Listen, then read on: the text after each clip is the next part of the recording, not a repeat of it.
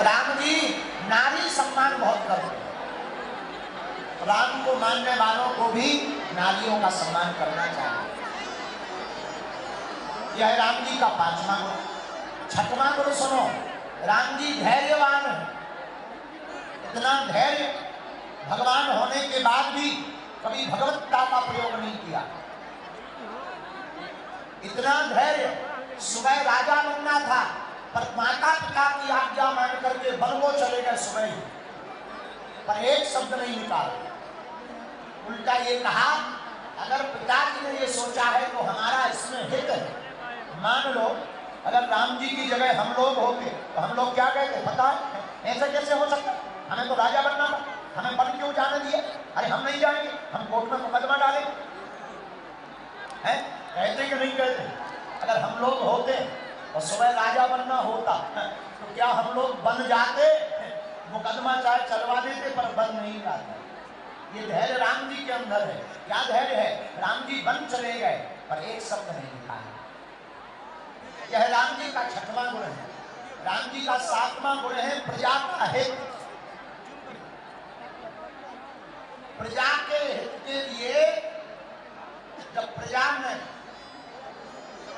जानकी जी के लिए उल्टा सीधा कहना प्रारंभ कर दिया तो श्री जानकी जी का परित्याग कर दिया। लक्ष्मण से कहा, लक्ष्मण तुम एक काम करो, जानकी जी को जाकर के वन में छोड़ाओ। और लक्ष्मण जी श्री जानकी जी को रथ में लेकर के वन में छोड़ाए।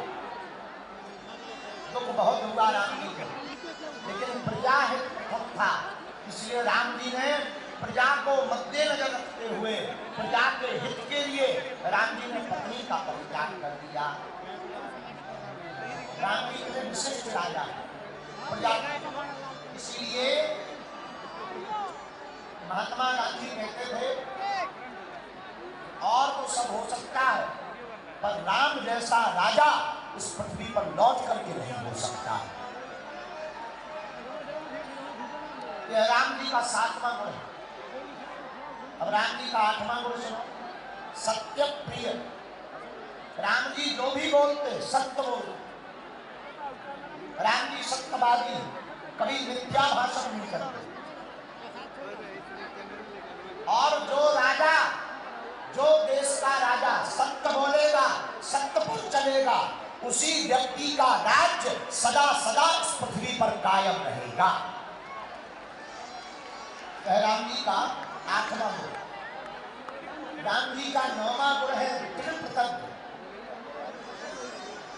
राम जी दृढ़ प्रतिज्ञावान है, जो संकल्प ले लेते हैं उसको करके मानते हैं। और व्यक्ति को भी ऐसा ही होना चाहिए, प्रतिज्ञा जो ले ले वो करके माने। लेकिन अब आजकल के लोग तो हनुमान जी के पूरे हैं। आजकल के लोग चाय ना पीने की प्रतिज्ञा ले लेते हैं, 2 घंटे बाद कहते हैं थोड़ी सी ले आओ। एक हमारे साथ रहते थे पंडित जी, गुटखा खाते थे, गुटखा हम कई बार डांटा, अरे भाई छोड़ दो क्या मिलेगा, तो कसम खा जाते थे, गुरुजी हनुमान जी की कसम आज के बाद नहीं खाएंगे।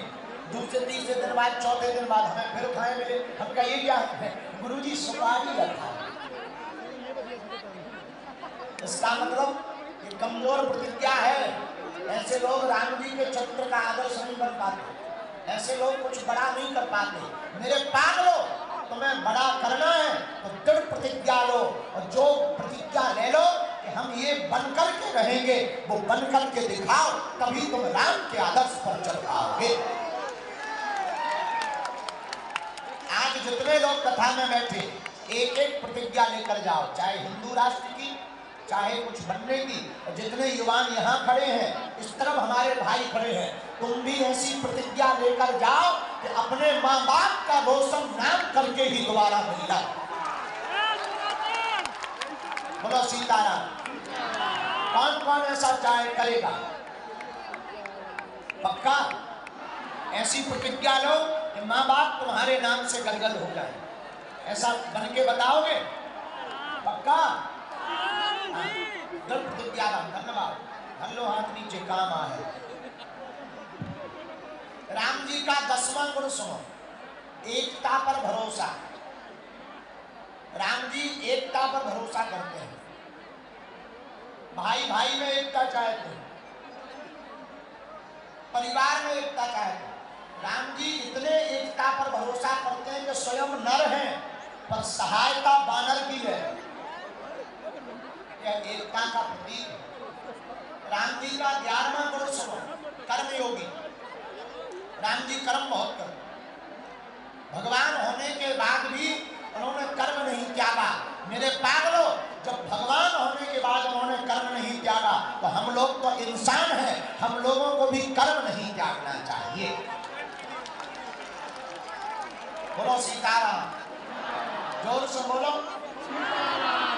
लेकिन हम लोग इतने आलसी हैं, कहो सीताराम करो, रामायण पढ़ लो, गुरु जी सिर दर्द करता है, आंखें दर्द करती है, अभी कह दो पिक्चर देखो पिक्चर, हाँ गुरु जी ताकि बैटरी चार्ज में लगा दी, खटरी के बदले न कटा है आगे के बदले है।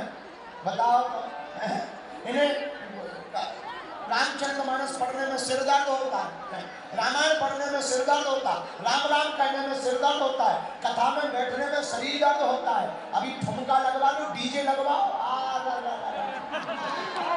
पूरी रात नाचेंगे फिर भी पैर दर्द नहीं करेगा। हमने कुछ माताओं को देखा, तुम लोगों की बात नहीं कर रहे, बड़हलगंज की माताएं नहीं, वेस्ट इंडीज की माताएं। हमने कुछ माताओं को देखा, वो अपने पति से कहो हमारी तो तबीयत ठीक नहीं, सिर दर्द हो रहा है, कमर दर्द हो रही है, हमारे घुटना दर्द हो रहा है, हमसे चला नहीं जा रहा। अभी कह दो शॉपिंग मॉल जाना है, 20 मंजिल चढ़ जाएगी, 20 मंजिल चढ़ जाएंगी। आओ तो कह दो चाय बनाओ, चाय चाय नहीं बनाओ, हमारी तबीयत ठीक नहीं, बगल में यहाँ लड़ाई ठनी है बैठी। इसीलिए हमारी प्रार्थना है, कर्मयोगी होना चाहिए मनुष्य को। क्या होना चाहिए? जोर से बोलो, कर्मयोगी होना चाहिए।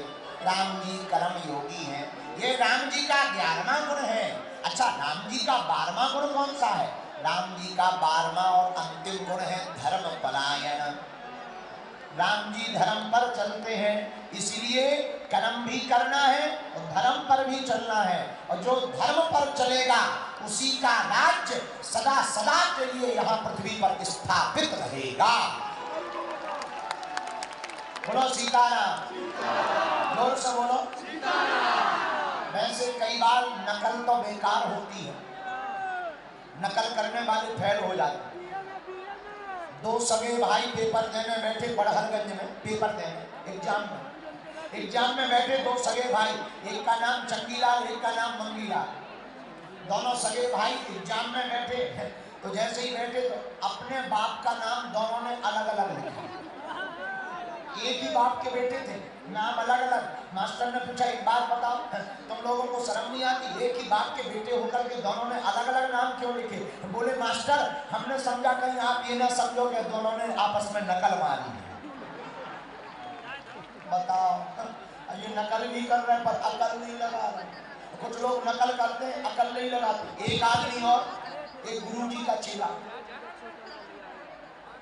राजा का चेला, राजा का मंत्री, राजा के साथ राजा की ससुरा। अब राजा तो राजाओं के स्वागत बड़े होते हैं, बड़े। जैसे ही राजा गए, जून का महीना,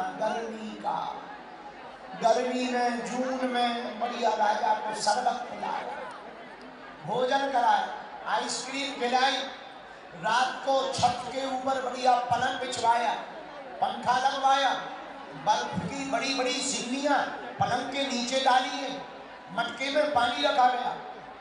राजा का मंत्री गौर से देखता रहा। राजा के मंत्री ने सोचा, आहा, राजा के क्या स्वागत ससुराल में हो रहे हैं। अब